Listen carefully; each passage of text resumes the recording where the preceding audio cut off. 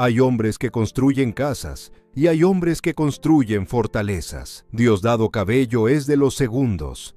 Su currículum parece el de un estadista respetable, militar de alto rango, gobernador, ministro de Infraestructura, presidente de la Asamblea Nacional, ministro del Interior. Una carrera impecable en los papeles, el sueño de cualquier político con ambiciones. Pero hay otro currículum, el que no aparece en las biografías oficiales, el que está escrito en los expedientes del Departamento de Justicia de Estados Unidos, el que lo coloca como el narcotraficante más buscado de América Latina después de Nicolás Maduro, el que conecta su nombre con el cartel de los soles, con toneladas de cocaína atravesando el Caribe, con mansiones de $18 millones escondidas en paraísos tropicales, $25 millones. Esa es la recompensa que Estados Unidos ofrece por información que lleve a su captura. No estamos hablando de un capo de la droga escondido en alguna selva colombiana. Estamos hablando del hombre que durante décadas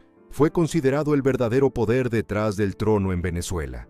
El hombre que controlaba los generales, los jueces, los contratos, la cocaína. El hombre que construyó el cartel más sofisticado del hemisferio occidental desde las oficinas del gobierno. ¿Cómo es posible? ¿Cómo un narcotraficante acusado de mover toneladas de cocaína llegó a ser el segundo hombre más poderoso de Venezuela? ¿Cómo un hombre con cuentas congeladas en medio mundo controló el Ministerio de Infraestructura durante 6 años? ¿Cómo un funcionario señalado de recibir sobornos millonarios presidió la Asamblea Nacional como si fuera su feudo personal? La respuesta está en un lugar que nadie podía ver, en una residencia secreta que durante 20 años permaneció oculta del mundo, en un búnker blindado dentro del complejo militar más grande de Venezuela. Porque mientras Diosdado Cabello compraba mansiones millonarias en República Dominicana, mientras su testaferro adquiría palacios de 10 millones de euros en Madrid, mientras construía un imperio de propiedades en 3 continentes, él vivía encerrado en una fortaleza de concreto y alambre de púas, no como un rey en su castillo, como un prisionero esperando el día en que vendrían por él. Y ese día llegó a las 2 de la madrugada del 3 de enero de 2026. Antes de continuar, necesito pedirte algo.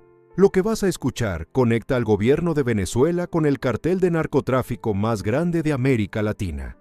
No son acusaciones inventadas, son expedientes judiciales del Departamento de Justicia de Estados Unidos. Son informes de inteligencia desclasificados.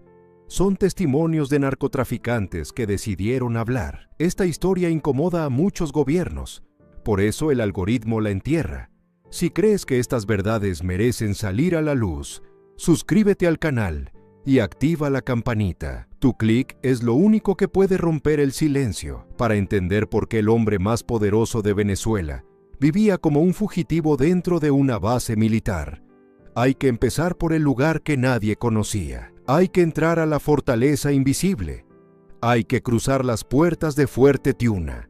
Fuerte Tiuna es el complejo militar más grande de Venezuela. 5.000 hectáreas de instalaciones militares en pleno centro de Caracas, el Pentágono venezolano.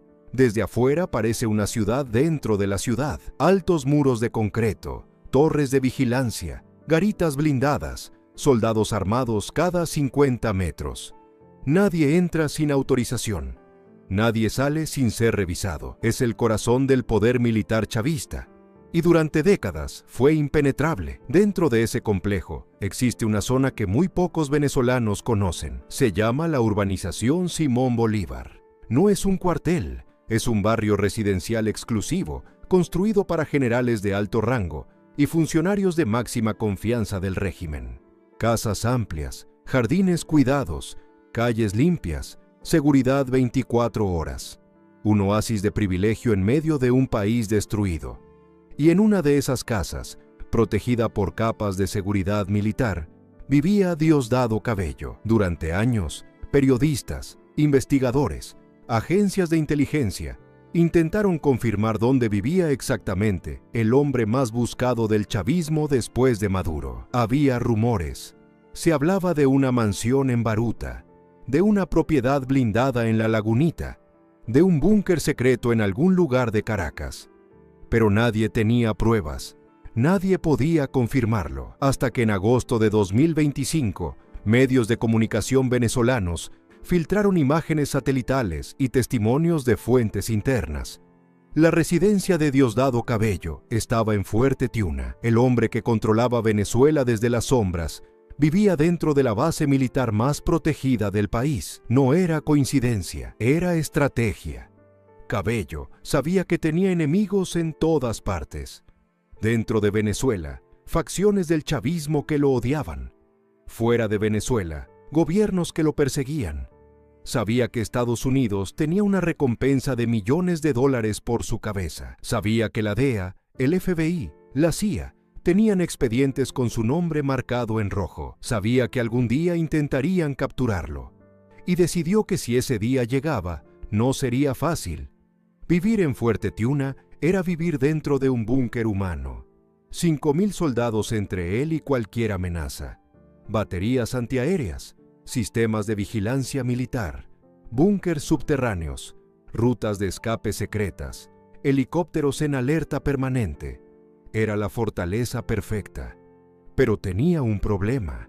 Las fortalezas pueden convertirse en prisiones. Mientras Diosdado Cabello vivía encerrado en su residencia militar, sus mansiones del Caribe permanecían vacías. La propiedad de $18 millones en Punta Cana, con vista al mar, piscina infinita, canchas de golf privadas.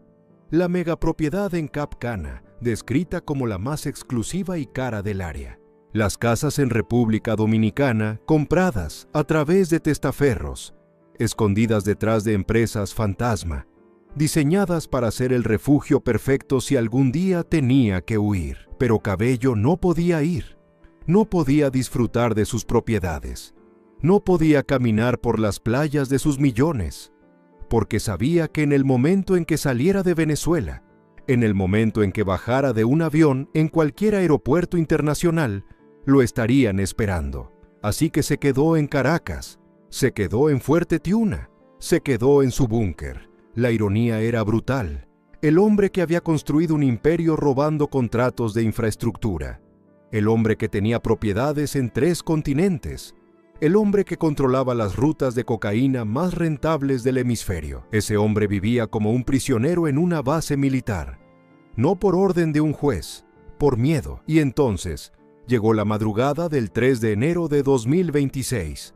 A las 2:00 p.m., hora de Caracas, el cielo venezolano se iluminó con explosiones. La operación de terminación absoluta había comenzado. Más de 150 aeronaves estadounidenses, aviones de combate, helicópteros Black Hawk, drones de vigilancia, bombarderos estratégicos. El ataque más grande ejecutado por Estados Unidos en suelo latinoamericano desde la invasión de Panamá en 1989. Los objetivos eran precisos. La base aérea de La Carlota, la base aérea de Charallave, instalaciones militares en La Guaira, el aeropuerto de Higuerote y Fuerte Tiuna. Imágenes satelitales capturadas horas después del bombardeo revelaron la devastación. Fuerte Tiuna había recibido el daño más severo. Las instalaciones de respuesta rápida del régimen habían sido destruidas. Los hangares militares estaban en llamas. Las torres de comunicación habían colapsado. El Pentágono venezolano, la fortaleza que durante décadas había sido considerada impenetrable, había sido penetrada en cuestión de minutos. La misión principal era capturar a Nicolás Maduro, y lo lograron. 47 segundos. Eso fue lo que tardó la Fuerza Delta del ejército estadounidense en capturar al presidente de Venezuela y su esposa Cilia Flores dentro de su residencia en Fuerte Tiuna. Maduro fue sacado en pijama, esposado, trasladado en helicóptero al buque Uzi Iwo Jima, llevado a Guantánamo y finalmente a Nueva York para enfrentar cargos por narcoterrorismo. Pero había una pregunta que nadie podía responder. ¿Dónde estaba Diosdado Cabello? Si su residencia estaba en Fuerte Tiuna, si el complejo militar fue bombardeado, si Maduro fue capturado en su casa dentro de la base, ¿por qué Cabello no fue arrestado esa misma noche? Horas después del bombardeo, Cabello apareció en televisión.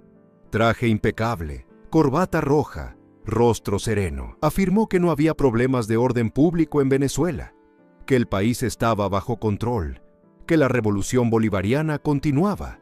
No mencionó a Maduro, no mencionó el bombardeo, no mencionó que acababa de convertirse en el hombre de facto más poderoso de un país en caos. Solo habló como si nada hubiera pasado, pero algo había pasado. Las fuerzas estadounidenses habían entrado a Fuerte Tiuna, habían capturado al presidente, habían destruido las instalaciones militares más importantes del chavismo y Diosdado Cabello había escapado. ¿Cómo? Hay 3 teorías. Primera, no estaba en Fuerte Tiuna esa noche.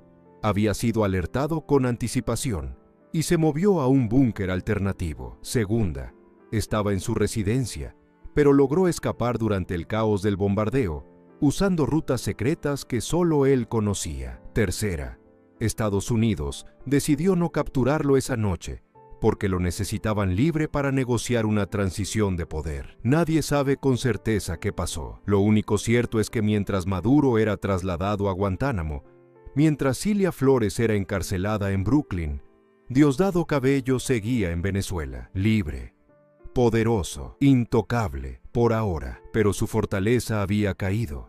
El búnker que durante 20 años lo había protegido había sido bombardeado por la fuerza aérea más poderosa del mundo. La urbanización Simón Bolívar dentro de Fuerte Tiuna ya no era segura.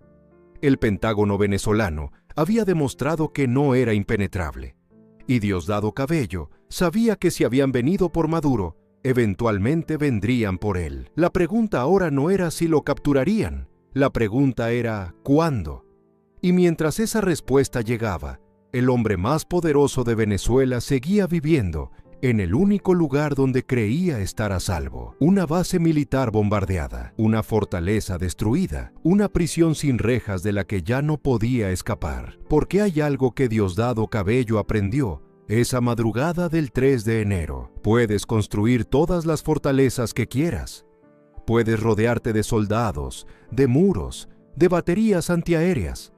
Puedes esconderte detrás de capas infinitas de seguridad militar, pero cuando el imperio decide que tu tiempo se acabó, no hay búnker en el mundo que pueda protegerte. Pero esta fortaleza no siempre fue su hogar. Para entender por qué el segundo hombre más poderoso de Venezuela terminó viviendo como un fugitivo dentro de una base militar, hay que regresar al principio. Hay que ir a un pueblo polvoriento en Monagas, donde nació un niño con un IQ extraordinario y una ambición sin límites.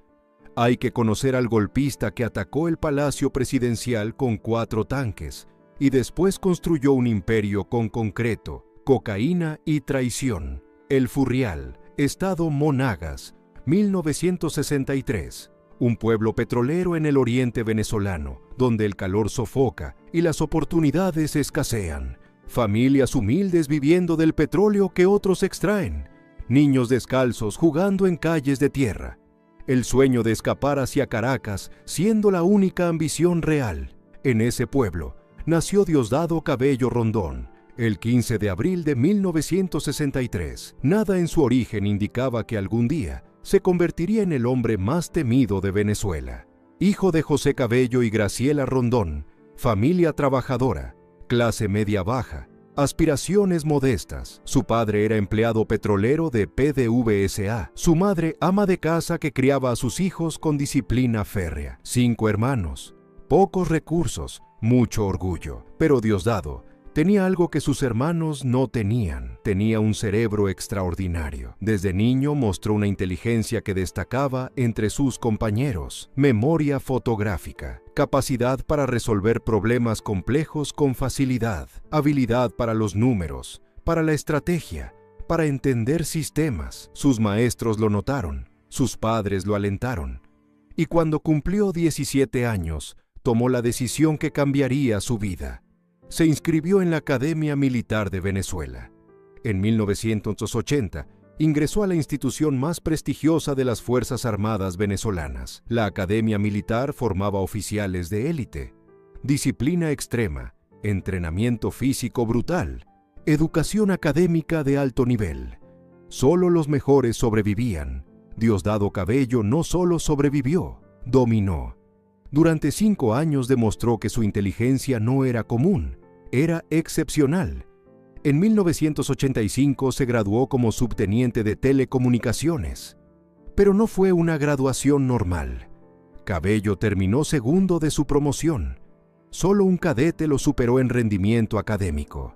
Más impresionante aún, cuando le aplicaron las pruebas de coeficiente intelectual estandarizadas de las Fuerzas Armadas, Diosdado Cabello obtuvo el 5º IQ más alto en la historia de la Academia Militar Venezolana. Quinto, en toda la historia de la institución. No era un soldado común, era un genio con uniforme. Y ese genio aprendió algo fundamental en la academia. El poder no lo tienen los más fuertes, lo tienen los más inteligentes, los que saben esperar, los que construyen alianzas en silencio, los que entienden que el verdadero control no se ejerce gritando órdenes, sino controlando las comunicaciones. Fue en la academia donde conoció al hombre que cambiaría su destino, Hugo Rafael Chávez Frías. No se conocieron en un salón de clases, se conocieron en un campo de béisbol. Ambos jugaban en el mismo equipo. Chávez era lanzador, carismático, hablador, soñador. Cabello era segunda base, callado, observador, calculador. Eran opuestos perfectos. Chávez tenía el carisma para conquistar masas. Cabello tenía la inteligencia para construir sistemas. Chávez hablaba de revoluciones. Cabello pensaba en cómo ejecutarlas.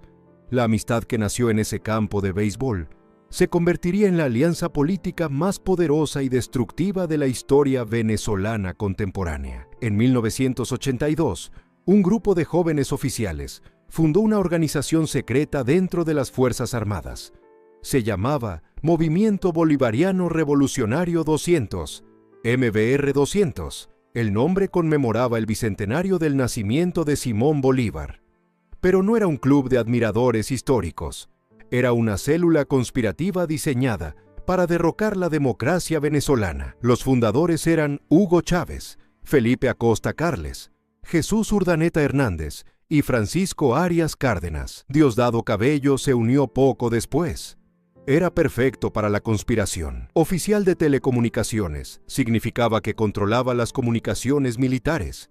Sabía cómo interceptar órdenes, cómo bloquear transmisiones, cómo coordinar movimientos sin que nadie lo detectara. Su genio técnico se convertiría en la columna vertebral operativa del golpe que planearían durante 10 años. Durante una década, mientras Venezuela vivía bajo democracia, mientras los presidentes se sucedían en elecciones libres, mientras el país disfrutaba de estabilidad institucional, dentro de los cuarteles se gestaba la traición. El MBR 200 celebraba reuniones clandestinas. Reclutaban oficiales descontentos, estudiaban tácticas de golpe, analizaban errores de intentos anteriores y esperaban el momento perfecto. Ese momento llegó en la madrugada del 4 de febrero de 1992. El plan era simple pero audaz. 5 columnas militares atacarían simultáneamente objetivos clave en Caracas y Maracaibo. El objetivo principal: capturar al presidente Carlos Andrés Pérez en el Palacio de Miraflores. Hugo Chávez coordinaría desde el Museo Histórico Militar. Francisco Arias Cárdenas lideraría el ataque en Maracaibo.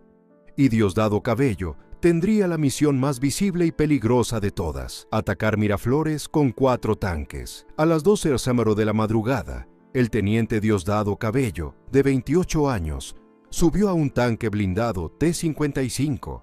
Detrás de él, otros 3 tanques arrancaron sus motores. Desde el Fuerte Tiuna comenzaron a rodar hacia el centro de Caracas. El sonido de las orugas de metal sobre el asfalto despertó a los vecinos. Algunos pensaron que era un simulacro. Otros miraron por sus ventanas y vieron algo que jamás olvidarían: 4 tanques de guerra avanzando en formación hacia el Palacio Presidencial. Cabello iba al frente, sereno, concentrado, ejecutando con precisión milimétrica el plan que había ayudado a diseñar durante 10 años. A las 2:30 am, los tanques llegaron a las puertas de Miraflores. La Guardia de Honor intentó resistir.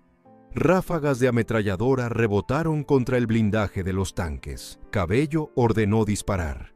Los cañones de los T-55 abrieron fuego contra las puertas del palacio. El estruendo despertó a toda Caracas. Las explosiones iluminaron el cielo nocturno. Los tanques de Diosdado Cabello atravesaron las rejas de Miraflores y tomaron posición frente al edificio principal. Durante 3 horas controló el Palacio Presidencial de Venezuela. 3 horas en las que el destino del país pendía de un hilo. Pero había un problema. Carlos Andrés Pérez no estaba en Miraflores.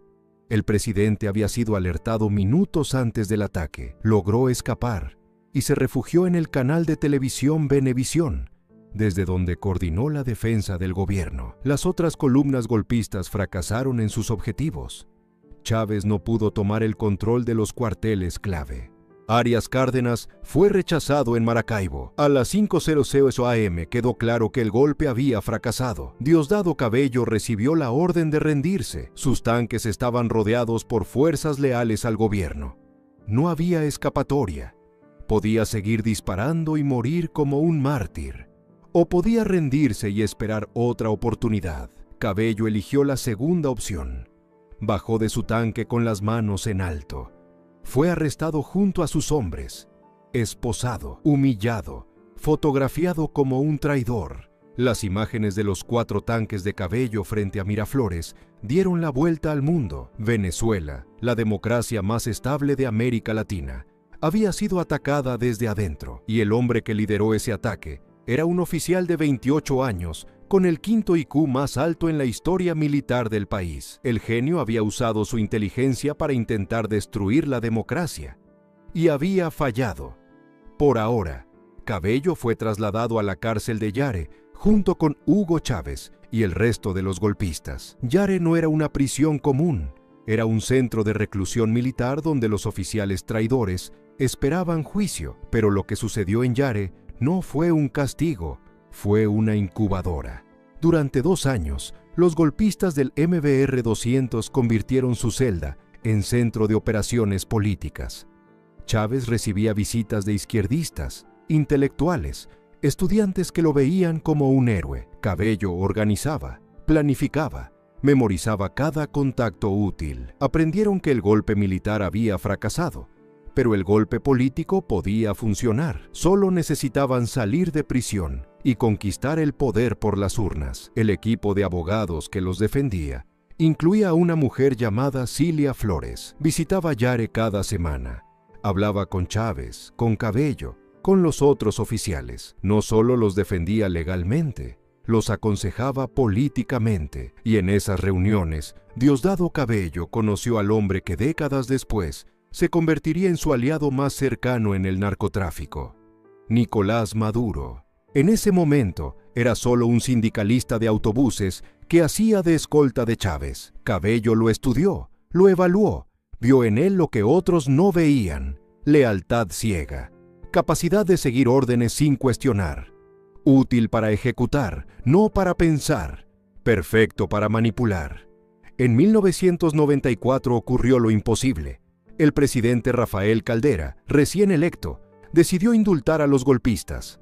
No hubo juicio, no hubo condena. Los hombres que habían atacado Miraflores con tanques salieron libres sin cargos. La justicia venezolana acababa de enviar un mensaje devastador: los golpes de Estado no se castigan, se premian.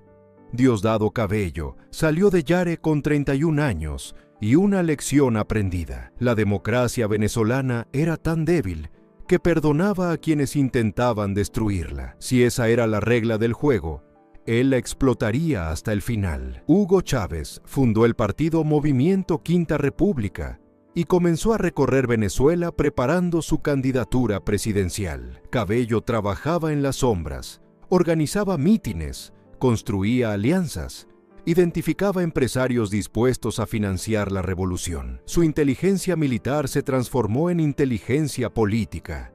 En 1998, Hugo Chávez ganó las elecciones presidenciales con 56% de los votos.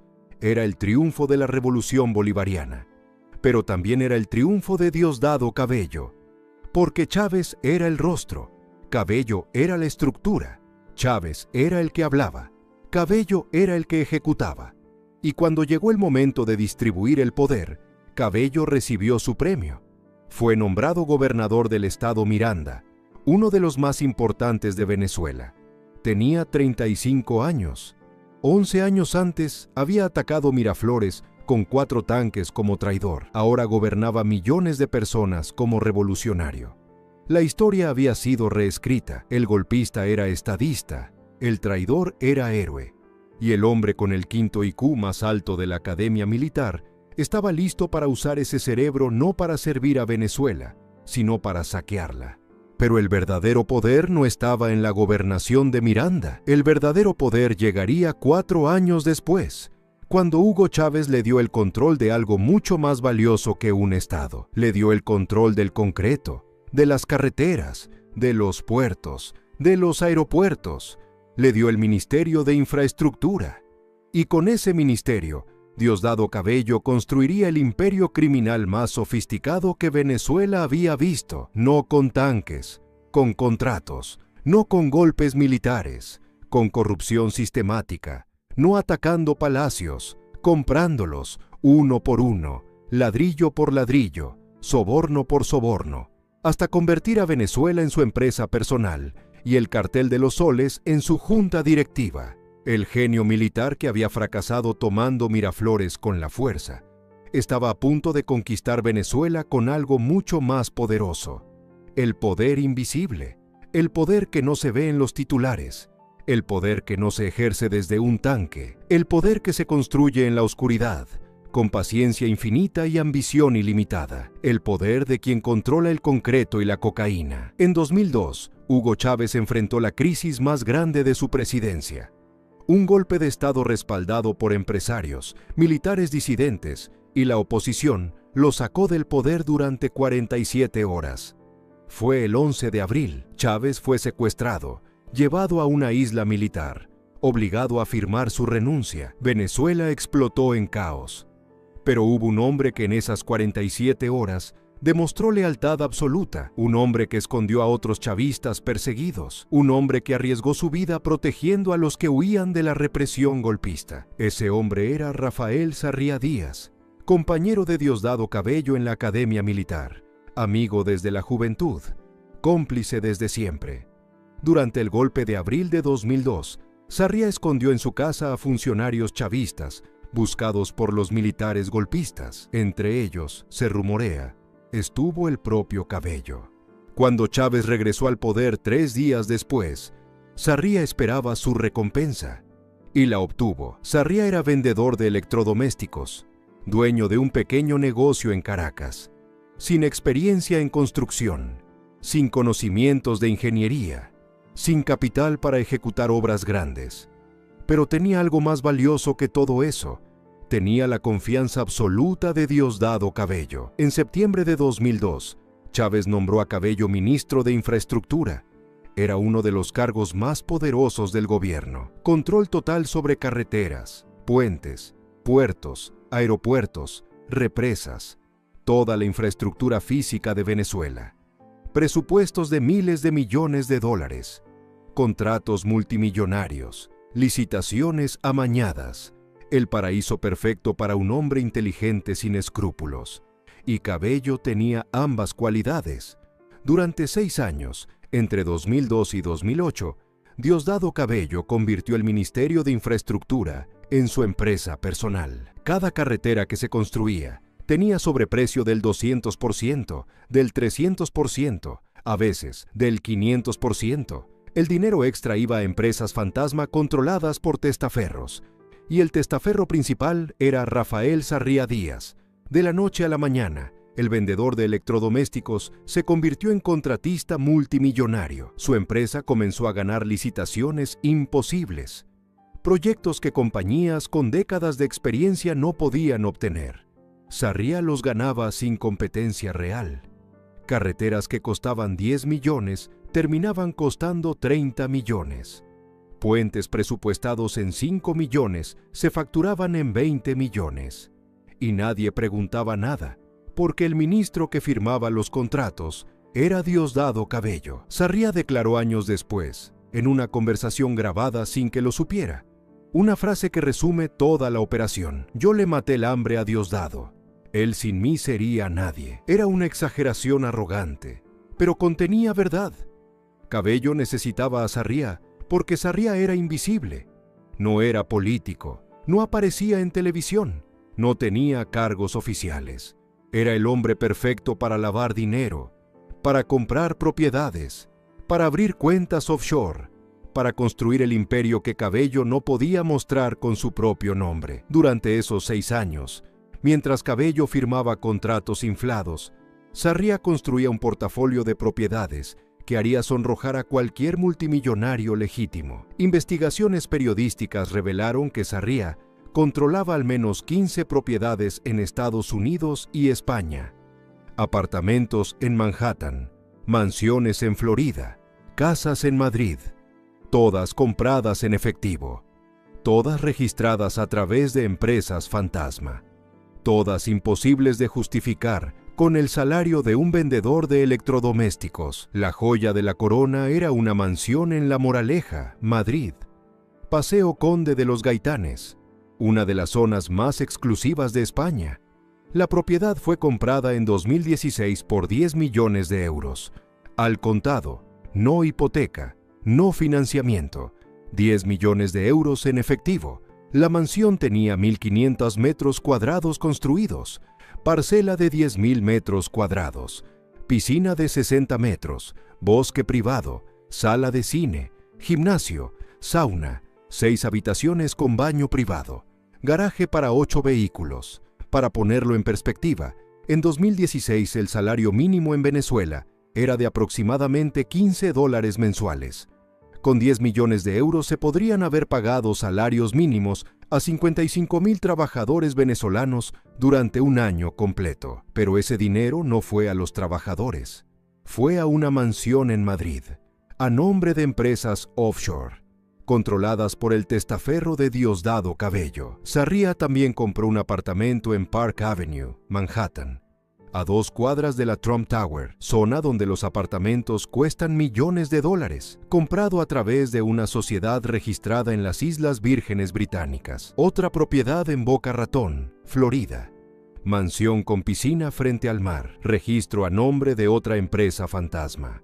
En total, el Departamento del Tesoro de Estados Unidos bloqueó 12 propiedades vinculadas a Sarriá en 2018, 12 propiedades, millones de dólares, todas compradas durante los años en que Cabello controlaba el Ministerio de Infraestructura. Pero Cabello no solo usaba el ministerio para robar contratos, lo usaba para algo mucho más peligroso, para construir la infraestructura del narcotráfico. Venezuela se estaba convirtiendo en la nueva autopista de la cocaína mundial. Colombia seguía siendo el principal productor, pero el Plan Colombia financiado por Estados Unidos estaba cerrando las rutas tradicionales. Los carteles necesitaban nuevos caminos. Venezuela les ofreció algo mejor que caminos. Les ofreció carreteras pavimentadas, puertos sin vigilancia, aeropuertos controlados por militares corruptos y un gobierno dispuesto a proteger cada cargamento. Diosdado Cabello entendió antes que nadie que el verdadero negocio no era el petróleo, era la cocaína, y comenzó a construir el sistema que convertiría a Venezuela en el paraíso de los narcos. El cartel de los soles nació en esos años. No era un cartel tradicional como los de Colombia o México, era algo nuevo, un cartel de Estado, formado por generales, ministros, gobernadores, jueces, militares con estrellas doradas en sus uniformes. Por eso el nombre, Cartel de los Soles. Y en el centro de esa red estaba Diosdado Cabello. Informes de inteligencia internacional lo identificaron como el máximo cabecilla del Cartel de los Soles. No un miembro, no un colaborador, el jefe. El cartel funcionaba con lógica militar. Cada general controlaba una ruta, cada ministro protegía un puerto, cada gobernador facilitaba el tránsito por su estado. Los cargamentos de cocaína salían de Colombia, cruzaban la frontera venezolana sin ser detectados, viajaban por carreteras construidas con dinero del Ministerio de Cabello, llegaban a puertos controlados por el gobierno, se cargaban en barcos o aviones y salían rumbo al Caribe, México Estados Unidos. El sistema era tan eficiente que Venezuela superó a México como principal ruta de tránsito de cocaína hacia Estados Unidos. Toneladas cruzaban cada semana, y cada tonelada generaba millones de dólares en sobornos. Pero Cabello fue más inteligente que los narcos tradicionales. No tocaba la droga directamente, no la compraba, no la vendía, no la transportaba, solo cobraba peaje. Los carteles colombianos y mexicanos le pagaban para usar las rutas venezolanas, le pagaban para que los generales del cartel de los soles miraran hacia otro lado, le pagaban para que los aviones despegaran de bases militares sin ser inspeccionados, le pagaban por cada cargamento que salía del país. Era el negocio perfecto, todo el dinero, ningún riesgo, porque si algún cargamento era interceptado, los que caían eran los narcos, nunca los generales, nunca los ministros, nunca Cabello. Y cuando algún narcotraficante intentaba hablar, cuando algún testigo amenazaba con revelar nombres, Cabello tenía otra herramienta: el ELN, el Ejército de Liberación Nacional, guerrilla colombiana que operaba en la frontera venezolana. Se convirtió en el brazo armado del cartel de los soles. Su función era proteger las rutas de narcotráfico, eliminar competidores, silenciar testigos, escoltar cargamentos. El ELN recibía protección del gobierno venezolano a cambio de sus servicios. Podían operar libremente en territorio venezolano. Podían cruzar la frontera sin ser perseguidos. Podían establecer campamentos en estados controlados por gobernadores chavistas. Era una alianza perfecta. Los guerrilleros protegían el narcotráfico. El gobierno venezolano protegía a los guerrilleros. Y Cabello coordinaba todo desde su ministerio. En 2008, después de 6 años como ministro de Infraestructura, Cabello dejó el cargo, oficialmente para convertirse en jefe del partido de gobierno. En realidad porque ya había construido lo que necesitaba: una red de testaferros con propiedades en 3 continentes, un sistema de empresas fantasma para lavar dinero, una estructura de corrupción que abarcaba desde contratos de construcción hasta narcotráfico internacional, y una fortuna escondida que investigadores estimarían años después en cientos de millones de dólares. Pero Cabello no se retiró, solo cambió de estrategia. Entre 2012 y 2017 fue presidente de la Asamblea Nacional. Entre 2017 y 2024 fue presidente de la Asamblea Nacional Constituyente. En 2024 se convirtió en ministro del Interior. Cada cargo le daba más poder, más control, más protección. Y mientras él ascendía, su testaferro seguía comprando propiedades. En 2024, Rafael Sarriá abandonó España después de que investigaciones periodísticas revelaran su mansión de 10 millones en Madrid. Dejó la propiedad, huyó de Europa, regresó a Venezuela, pero las pruebas ya estaban documentadas. Las 12 propiedades bloqueadas por el Tesoro estadounidense, los millones de euros en efectivo, las empresas fantasma, los contratos inflados del Ministerio de Infraestructura, todo conectado a un solo nombre: Diosdado Cabello, el ministro que construyó carreteras para la cocaína, el gobernador que protegió narcotraficantes, el presidente de la Asamblea que legislaba de día y coordinaba el cartel de noche, el hombre que convirtió a Venezuela en el narcoestado más sofisticado del hemisferio. Pero todo ese dinero, todas esas propiedades, todo ese imperio necesitaba un refugio, un lugar donde esconder la fortuna más grande jamás robada en Venezuela. Y Diosdado Cabello encontró el paraíso perfecto, una isla caribeña donde los ricos del mundo lavan su dinero, donde las autoridades no hacen preguntas, donde las mansiones cuestan más que hospitales. Bienvenidos a República Dominicana. Bienvenidos a los palacios secretos del cartel de los soles. El dinero más sucio es el que se esconde en el paraíso. Y Diosdado Cabello encontró su paraíso a 800 kilómetros de Caracas, en una isla donde los multimillonarios del mundo lavan fortunas con la misma facilidad con la que otros compran café. República Dominicana, playas de arena blanca, agua turquesa, resorts de 5 estrellas, y un secreto que pocos conocen: es el refugio favorito de los criminales más ricos de América Latina. narcotraficantes colombianos, políticos corruptos brasileños, empresarios venezolanos que saquearon PDVSA. Todos tienen algo en común: mansiones millonarias en Punta Cana, Cap Cana, Casa de Campo, propiedades compradas en efectivo, registradas a través de empresas fantasma, imposibles de rastrear, hasta que alguien comienza a investigar. En 2025, el portal de investigación venezolano Armando Info publicó un reportaje que sacudió al chavismo. Diosdado Cabello, el hombre que vivía encerrado en Fuerte Tiuna, el hombre que supuestamente no podía salir de Venezuela por miedo a ser capturado, tenía una de las propiedades más costosas y lujosas de Punta Cana, $18 millones. Ese era el valor estimado de la mansión, no una casa de playa modesta, no un apartamento turístico, una megapropiedad diseñada para la élite global. La mansión está ubicada en una zona residencial exclusiva, cuyo nombre exacto no fue revelado públicamente para proteger al propietario. Ironía brutal: proteger al narcotraficante más buscado de América Latina, para que pueda disfrutar su mansión en paz. Pero los investigadores lograron confirmar detalles que revelan la magnitud del lujo.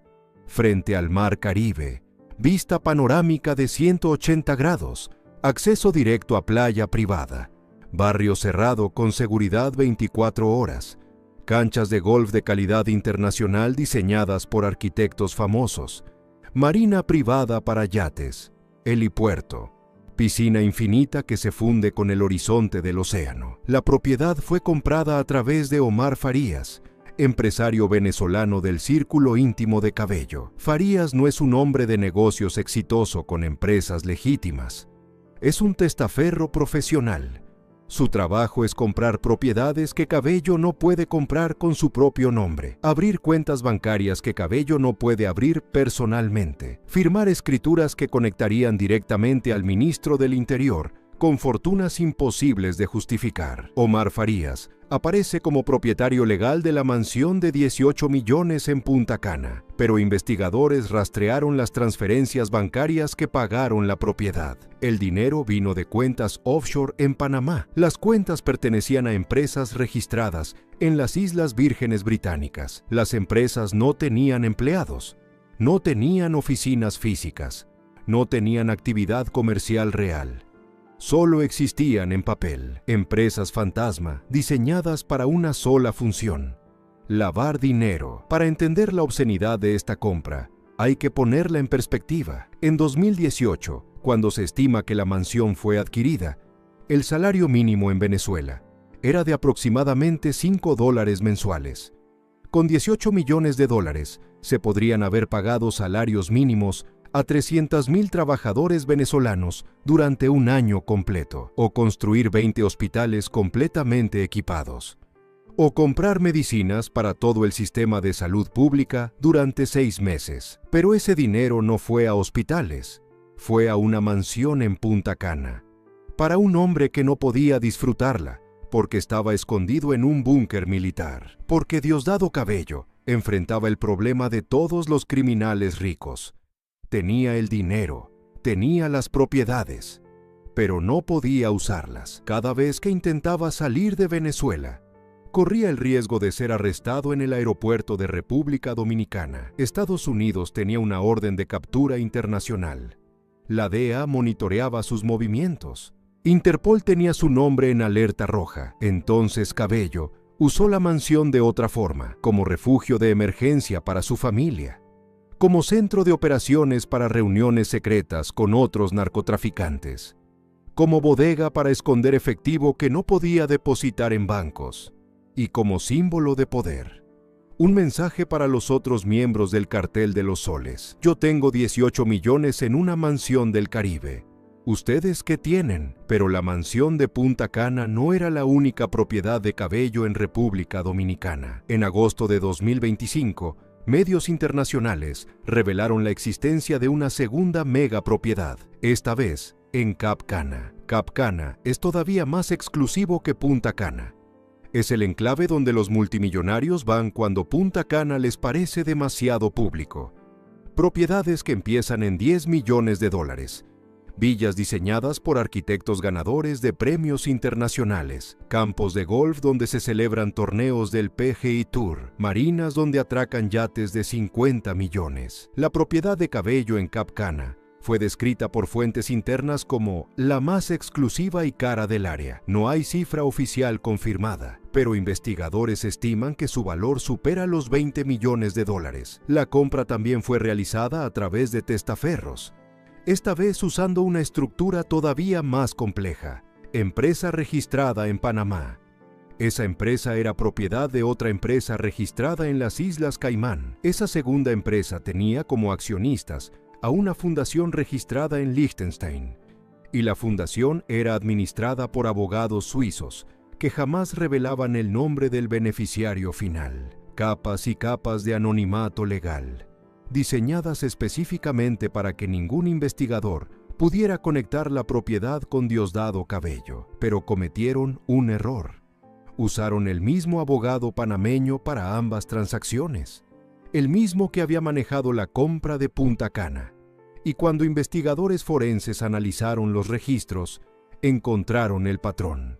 Mismo abogado, mismas estructuras offshore, mismo beneficiario oculto. Las dos propiedades sumaban al menos 40 millones de dólares. 40 millones, en un país donde el 80% de la población vivía con menos de $2 diarios, donde los hospitales no tenían antibióticos básicos, donde los niños sufrían desnutrición severa, donde millones huían cruzando fronteras a pie buscando comida. 40 millones de dólares escondidos en mansiones caribeñas, compradas con dinero robado de contratos de infraestructura inflados, con sobornos del cartel de los soles, con peajes cobrados a narcotraficantes por usar territorio venezolano, dinero manchado con la miseria de un país entero. Pero había más propiedades. La red se extendía mucho más allá de República Dominicana. En 2019, el portal español Oca Diario reveló algo extraordinario. Una conexión que nadie esperaba. Una mansión comprada por el testaferro de Diosdado Cabello, usando dinero de la Trump Organization. En 2015, cuando Donald Trump era candidato presidencial, su empresa vendió una propiedad con vista al mar en República Dominicana. El comprador oficial era una empresa offshore, vinculada a asociados cercanos de Diosdado Cabello. La transacción fue por varios millones de dólares, pagados en efectivo, sin hipoteca, sin financiamiento bancario tradicional. La ironía de esta historia es cinematográfica. En 2015, Trump vendió una propiedad a la red criminal de Cabello. En 2026, Trump ordenó como presidente la operación militar que destruyó Fuerte Tiuna, la residencia de Cabello en Venezuela. El hombre que le vendió una casa terminó bombardeando su búnker. Si Cabello hubiera sabido en 2015 que el vendedor de esa propiedad algún día ordenaría su captura, probablemente hubiera elegido otro paraíso para esconder su dinero. Pero en ese momento Trump era solo un empresario, y Cabello era solo un narcotraficante comprando bienes raíces de lujo. La propiedad comprada a través de la Trump Organization nunca fue habitada por Cabello. Como todas sus otras mansiones caribeñas, permanecía vacía la mayor parte del año, visitada ocasionalmente por testaferros, usada esporádicamente para reuniones secretas, mantenida con personal permanente que nunca sabía quién era realmente el dueño. Pero las propiedades en República Dominicana eran solo una parte del portafolio inmobiliario de Cabello. Rafael Sarriá, su testaferro principal, había construido un imperio de bienes raíces en 3 continentes. La mansión de 10 millones de euros en Madrid, el apartamento en Park Avenue, Manhattan, la propiedad en Boca Ratón, Florida. Investigadores estimaron que el portafolio total de Sarriá sumaba al menos 50 millones de dólares en propiedades, y cada dólar provenía de Diosdado Cabello. Cada escritura firmada por Sarriá era en realidad propiedad de Cabello. Cada cuenta bancaria abierta en nombre de empresas fantasma movía el dinero de Cabello. En 2018, el Departamento del Tesoro de Estados Unidos bloqueó 12 propiedades vinculadas a Rafael Sarriá, congeló sus cuentas bancarias, prohibió transacciones con ciudadanos estadounidenses. Sarriá respondió con furia. En conversaciones privadas grabadas sin su conocimiento, declaró que él había hecho rico a Diosdado Cabello, que lo había protegido durante el golpe de abril de 2002, que sin él, Cabello no sería nadie. Era una exageración de ego herido, pero revelaba la verdadera naturaleza de su relación. No era empleador y empleado, era socio criminal y testaferro, dos caras de la misma operación. Cabello generaba el dinero a través de corrupción y narcotráfico. Sarriá lo lavaba a través de bienes raíces. Juntos construyeron un imperio invisible que abarcaba 3 continentes. Pero ese imperio tenía un problema fundamental. Estaba construido sobre mentiras. Y las mentiras, eventualmente, se descubren. En 2024, después de que investigaciones revelaran la mansión de 10 millones en Madrid, Rafael Sarriá huyó de España, abandonó la propiedad, dejó sus negocios, regresó a Venezuela. No porque extrañara su país, porque España se había vuelto demasiado peligroso. Las autoridades europeas estaban investigando el origen del dinero. Los periodistas publicaban reportajes detallados. Las sanciones internacionales hacían imposible mover efectivo. Sarriá prefirió regresar a Venezuela, donde el sistema judicial estaba controlado por el mismo hombre para quien trabajaba, donde ningún juez se atrevería a investigarlo, donde podía vivir con impunidad absoluta. Pero su regreso fue una admisión de culpa. Si el dinero fuera legítimo, si las propiedades fueran compradas con ingresos honestos, Sarriá habría podido quedarse en España, habría podido defenderse en corte, habría podido demostrar el origen de cada euro. Su huida confirmó lo que todos sospechaban. Todo era robado. Mientras Sarriá huía de Europa, las mansiones de Cabello en el Caribe seguían vacías. La propiedad de 18 millones en Punta Cana, la megapropiedad de 20 millones en Cap Cana, la casa comprada a través de Trump, todas esperando a un dueño que nunca llegaba, porque Diosdado Cabello estaba atrapado en su propia trampa. Había construido un imperio de propiedades para tener dónde refugiarse si algún día tenía que huir de Venezuela. Pero no podía huir de Venezuela, porque en el momento en que saliera del país, lo estarían esperando. Era prisionero de su propio poder. Las mansiones del Caribe se convirtieron en símbolos de una paradoja brutal. El hombre más rico del chavismo vivía como un fugitivo en un búnker militar. Tenía $50 millones en propiedades, pero dormía en una habitación de concreto en Fuerte Tiuna. Podía comprar cualquier lujo del mundo, pero no podía caminar libremente por una playa. Y entonces llegó la madrugada del 3 de enero de 2026. Las bombas estadounidenses cayeron sobre Fuerte Tiuna. El búnker fue destruido. Nicolás Maduro fue capturado y Diosdado Cabello se quedó sin su fortaleza. Por primera vez en 20 años, el hombre más poderoso de Venezuela no tenía dónde esconderse en su propio país. Las mansiones del Caribe lo esperaban, vacías, lujosas, seguras, pero inalcanzables. Porque el día que Cabello intentara abordar un avión hacia República Dominicana, el día que su pasaporte fuera escaneado en cualquier aeropuerto internacional, el día que cruzara una frontera, Estados Unidos lo estaría esperando. Y esta vez no habría testaferros que lo protegieran. No habría empresas fantasma que lo escondieran. No habría abogados suizos que negaran su identidad. Solo habría un helicóptero, esposas y un viaje sin regreso hacia una celda en Nueva York. Las mansiones del Caribe construidas para ser su refugio se habían convertido en su prisión, porque estaban tan cerca y tan lejos, a solo 800 kilómetros de Caracas, a un vuelo de 2 horas, a un mundo de distancia. Diosdado Cabello aprendió lo que todos los criminales ricos eventualmente aprenden. Puedes robar millones, puedes comprar propiedades en paraísos tropicales, puedes construir imperios de bienes raíces con dinero lavado, pero no puedes disfrutarlos, porque el dinero sucio viene con cadenas invisibles. Te ata a los lugares donde tienes poder, te obliga a esconderte en búnkers, te convierte en prisionero de tu propia riqueza. Y mientras las mansiones de Punta Cana y Cap Cana siguen vacías, mientras las piscinas infinitas reflejan el sol del Caribe sin nadie que las disfrute, mientras los jardines son cuidados por jardineros que no saben quién es el dueño. Diosdado Cabello sigue en Venezuela, escondido, moviéndose entre búnkers secretos, cambiando de ubicación cada noche, rodeado de guardaespaldas que él mismo teme que lo traicionen, viviendo como un fugitivo en el país que él ayudó a destruir.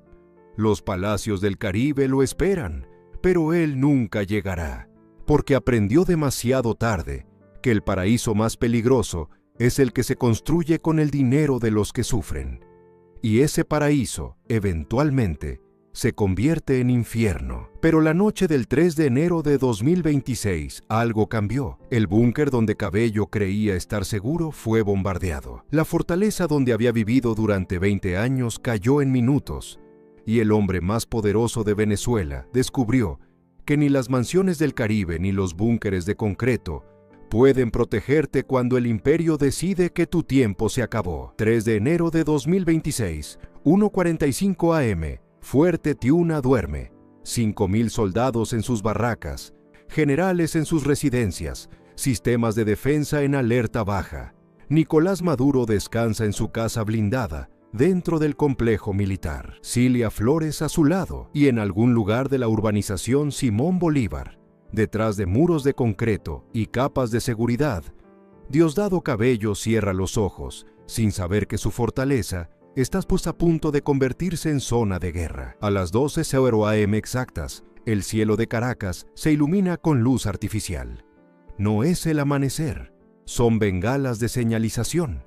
Y después, el infierno. Explosiones simultáneas en 4 puntos de la ciudad. La base aérea de La Carlota explota primero. Misiles de precisión destruyen los hangares donde Venezuela guardaba sus aviones de combate rusos Sukhoi Su-30. En segundos, la capacidad de respuesta aérea del régimen deja de existir. Charallave, la segunda base aérea más importante, recibe el mismo tratamiento. Los depósitos de combustible arden. Las pistas quedan inutilizables. Instalaciones militares en La Guaira, donde el gobierno almacenaba armamento pesado, son bombardeadas con precisión quirúrgica. El aeropuerto de Higuerote, usado para vuelos clandestinos del Cartel de los Soles, desaparece bajo las llamas. Y entonces llega el turno de Fuerte Tiuna, el Pentágono venezolano. La fortaleza que durante 70 años había sido considerada impenetrable. El corazón del poder militar chavista, el lugar donde dormía el presidente de Venezuela, y donde, supuestamente, también dormía Diosdado Cabello. Más de 150 aeronaves participan en la operación Determinación Absoluta. Cazas F-35 para superioridad aérea, bombarderos B-52 lanzando misiles de crucero desde fuera del espacio aéreo venezolano. Drones Reaper MQ-9 proporcionando inteligencia en tiempo real, y helicópteros Black Hawk y Chinook MH-47 transportando a los Night Stalkers del 160 Regimiento de Operaciones Especiales, aerotransportadas, los mejores del mundo. Las defensas antiaéreas venezolanas intentan responder. Baterías rusas S-300 lanzan misiles hacia el cielo, fallan. Los sistemas de guerra electrónica estadounidenses han cegado sus radares. Los misiles explotan en el vacío, inútiles. La Fuerza Aérea Venezolana intenta despegar aviones, demasiado tarde. Los hangares ya están destruidos. Los pilotos corren hacia aviones que ya no existen. En 12 minutos, Venezuela pierde su capacidad de defensa aérea. Fuerte Tiuna recibe el bombardeo más intenso de la noche. Imágenes satelitales capturadas horas después muestran la devastación. Las instalaciones de comando y control están destruidas. Los edificios de respuesta rápida, donde los generales coordinaban operaciones militares, son escombros humeantes. Las torres de comunicación han colapsado. Los depósitos de munición explotan en cadena. Fuerte Tiuna, que esa madrugada albergaba a más de 5,000 soldados, se convierte en un infierno de fuego y metal retorcido. Pero el bombardeo es solo la primera fase. La segunda fase es la captura. A las 2:13 a.m., mientras las explosiones todavía iluminan el cielo, 3 helicópteros Black Hawk descienden sobre la zona residencial de Fuerte Tiuna. Los Night Stalkers han identificado la casa de Nicolás Maduro. Inteligencia proporcionada por la CIA, confirmada por agentes infiltrados, verificada por drones con cámaras térmicas que detectan las firmas de calor de los ocupantes. El helicóptero aterriza a 50 metros de la residencia. Operadores de la Fuerza Delta saltan antes de que toque el suelo. Visores nocturnos, supresores en sus rifles, comunicación por señas, silencio absoluto. Se dividen en dos equipos. Uno asegura el perímetro, el otro derriba la puerta blindada con cargas explosivas. La puerta cae. Los operadores entran. 47 segundos. Ese es el tiempo que tardan en encontrar a Nicolás Maduro y Cilia Flores en su habitación. Maduro intenta alcanzar un teléfono. Un operador lo tira al suelo. Cilia grita. Otro operador la inmoviliza. Esposas de plástico en las muñecas, capuchas negras en las cabezas. Arrastrados hacia el helicóptero que espera con las hélices girando. A las 2:14 am, 47 segundos después de entrar a la residencia, el helicóptero despega con los prisioneros más valiosos de la noche. Nicolás Maduro, presidente de Venezuela, capturado en pijama. Cilia Flores, primera dama del narcoestado, esposada como una criminal común. El helicóptero vuela bajo, esquivando posibles ataques con lanzacohetes. Cruza la costa venezolana y a las 2:45 am aterriza en la cubierta del buque Uzi Iwo Jima que esperaba en aguas internacionales del Caribe. Misión cumplida, pero había una pregunta que nadie podía responder. ¿Dónde estaba Diosdado Cabello? Si su residencia estaba en Fuerte Tiuna, si Estados Unidos tenía inteligencia sobre las casas de los líderes chavistas, si habían capturado a Maduro en su propia cama, ¿por qué no capturaron también a Cabello? Hay 3 teorías, ninguna confirmada, todas plausibles. Teoría 1. Cabello no estaba en Fuerte Tiuna esa noche. Había sido alertado horas antes por infiltrados en el gobierno estadounidense. Se movió a un búnker secreto en otro estado. Cuando comenzó el bombardeo, ya estaba a 200 kilómetros de Caracas. Teoría 2. Cabello estaba en su residencia de Fuerte Tiuna, pero logró escapar durante el caos del bombardeo. Usó túneles secretos que solo él conocía. Rutas de evacuación construidas durante años. Salió del complejo militar mientras los soldados corrían en pánico. Teoría 3. Estados Unidos decidió no capturarlo esa noche. Lo necesitaban libre para negociar la transición de poder. Capturar a Maduro era suficiente para decapitar el régimen. Dejar a Cabello libre permitía que alguien con autoridad pudiera entregar el gobierno sin que Venezuela colapsara en guerra civil total. Nadie sabe con certeza cuál teoría es verdadera. Lo único cierto es que mientras Maduro era trasladado a Guantánamo, mientras Cilia Flores lloraba en una celda del Uzi Iwo Jima, Diosdado Cabello seguía libre. Horas después del bombardeo, a las 8:00 am, Cabello apareció en televisión. Traje oscuro, corbata roja, rostro serio pero sereno, ninguna señal de pánico, ninguna mención de Maduro. No hay problemas de orden público en Venezuela, declaró con voz firme. Las instituciones funcionan. La revolución bolivariana continúa. No dijo dónde había estado durante el bombardeo. No explicó cómo había sobrevivido al ataque más intenso que Venezuela había recibido en su historia. No reconoció que el presidente había sido capturado. Simplemente actuó como si nada hubiera pasado, como si tuviera todo bajo control. Para enero de 2026, Diosdado Cabello enfrenta acusaciones formales del Departamento de Justicia de Estados Unidos en el expediente judicial Estados Unidos versus Maduro et al. Los cargos son devastadores: narcoterrorismo, conspiración para importar cocaína a Estados Unidos, lavado de dinero, corrupción sistemática. El expediente lo describe como uno de los funcionarios más poderosos de Venezuela. Documenta cómo recibió sobornos millonarios para proteger cargamentos de cocaína después de incautaciones oficiales. Explica cómo usó su posición como ministro, como presidente de la Asamblea, como jefe del cartel de los soles, para convertir a Venezuela en autopista del narcotráfico. Las pruebas incluyen testimonios de narcotraficantes capturados, grabaciones de conversaciones telefónicas interceptadas, transferencias bancarias rastreadas por el FBI, registros de propiedades compradas por testaferros. 25 millones de dólares. Esa es la recompensa actual que Estados Unidos ofrece por información que lleve a su captura. La cifra aumentó después del 3 de enero.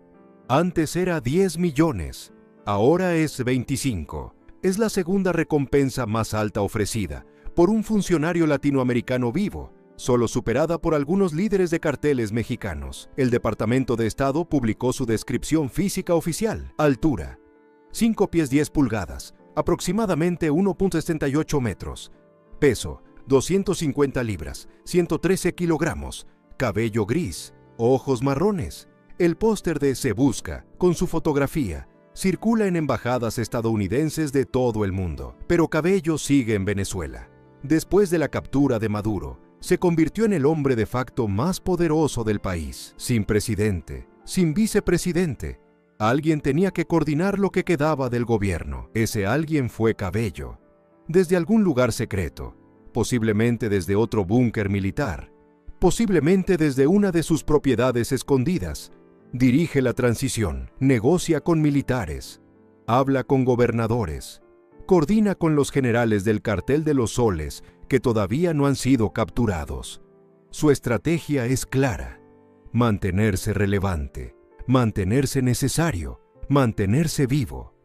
Porque sabe que si pierde el control, si deja de ser útil, lo próximo que verá será el interior de un helicóptero estadounidense. 3 opciones definen su futuro inmediato. Opción 1. Huir. Usar sus pasaportes falsos, sus contactos internacionales, sus millones escondidos en cuentas offshore. Volar a Irán, Rusia, algún país que no extradite a Estados Unidos. Refugiarse en una de sus mansiones del Caribe y esperar que el mundo lo olvide. Opción 2. Negociar.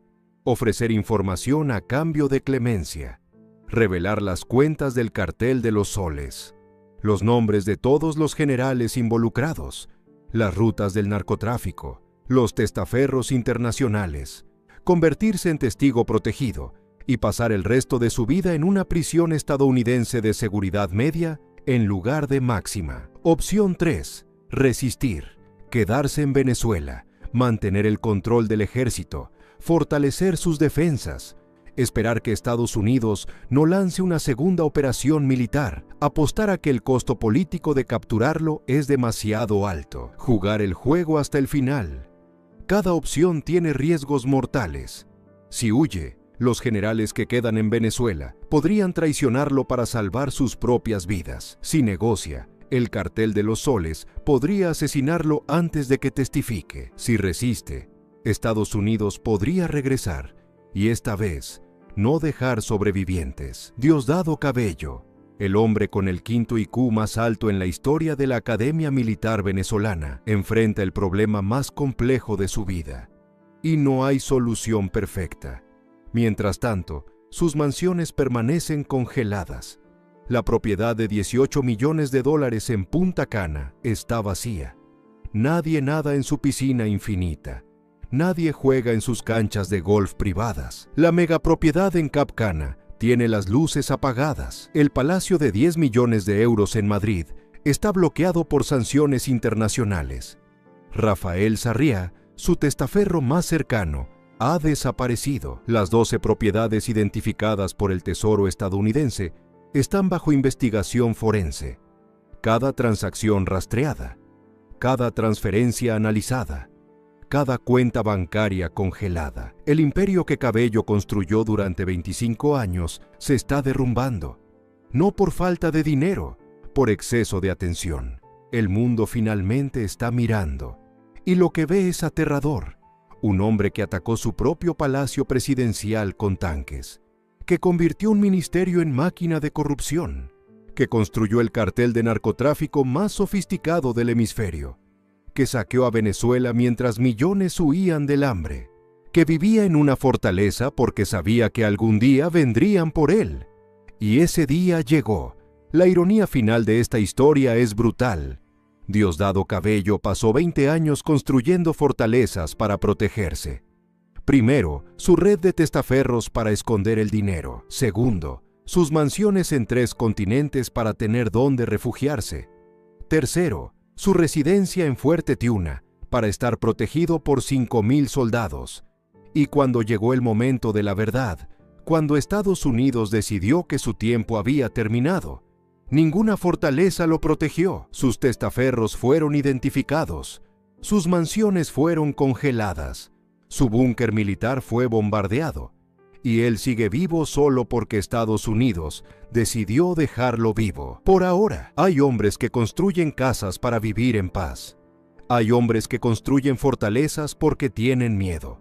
Diosdado Cabello construyó ambas, y hoy descubre que ni las casas más lujosas, ni las fortalezas más blindadas pueden protegerte del día en que el mundo decide que tus crímenes ya no serán tolerados. Mientras grabo este video, Diosdado Cabello sigue libre, sigue en Venezuela, sigue controlando lo que queda del chavismo, sigue siendo el hombre más buscado de América Latina, con $25 millones de recompensa sobre su cabeza, pero ya no vive en su residencia de Fuerte Tiuna.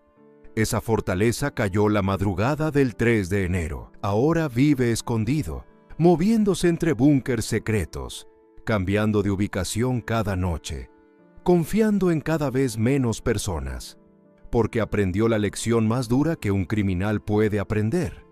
Puedes robar miles de millones, puedes construir imperios, puedes comprar mansiones, generales, jueces, pero no puedes comprar el sueño tranquilo. Y Diosdado Cabello no ha dormido tranquilo desde el 3 de enero de 2026, porque sabe que la próxima vez que escuche helicópteros en la madrugada, no será un simulacro, será su turno. Si este video te ayudó a entender cómo un solo hombre puede convertir un país entero en su empresa criminal, suscríbete al canal, compártelo, activa la campanita. El algoritmo quiere enterrar estas historias. Tu clic es lo único que puede mantenerlas vivas, porque la historia de Venezuela recién está saliendo a la luz. Nicolás Maduro está en una celda en Nueva York. Cilia Flores espera juicio en Brooklyn. Y Diosdado Cabello sigue libre, por ahora. ¿Cuánto tiempo más podrá esconderse el hombre más buscado de América Latina? Lo capturarán como a Maduro. Huirá a Irán. Negociará con Estados Unidos. Suscríbete para no perderte el próximo capítulo de esta historia, que todavía está escribiéndose en tiempo real. Porque en Venezuela, la justicia apenas está comenzando. Y Diosdado Cabello es el próximo en la lista.